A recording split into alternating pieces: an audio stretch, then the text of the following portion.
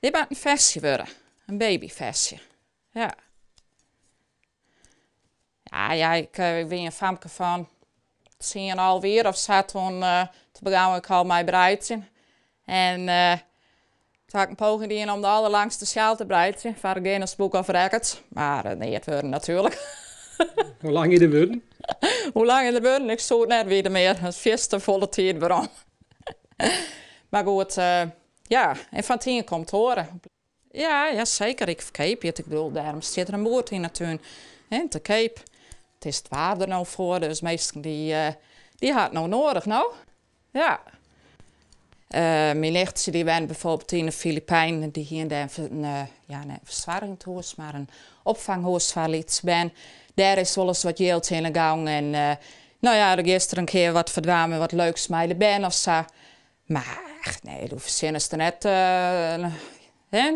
Het is net zo dat ze er van leven kerst. Ach ja, ben ik zat er je voorraad in nou. Die laatst weer erin uit de Drachtse Compagnie wij. Een mannetje die gaat naar familie toe in Aardwaard. En die hier zijn in de familie van wie hij vlakbij in wij. En die maakt het zakken. En nou ja, die halen direct 4 per zakken op. Ja, dan is snel door de voorraad heen natuurlijk, hè.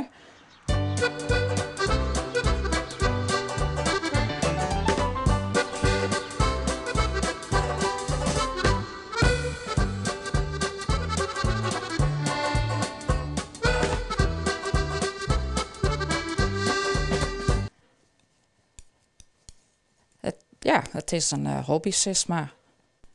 En dan nog een paar sokken besteld, maat 43. Hoe lang doe je erover dan? Hoe lang doe je erover? Nou, ik zeg 4 dagen ongeveer.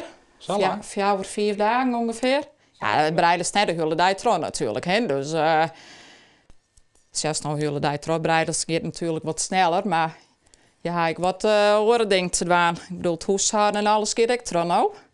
Nou, een vriend van mij die had vaak zo'n klosje op, wat Harry Slingerik had. Tjur. Een klasje. Zo'n klosje. Ach, heen, ja. En dan heb je het breipatroon. Ja. Zie je dat ik meidje kennen? Ja, tuurlijk hebben we dat meidje. Zo moeilijk maakt dat net wezen, hoor. Zo, nou jongens, wie breidt je er een einde aan? Ben maar ik van squallen hellen worden nou.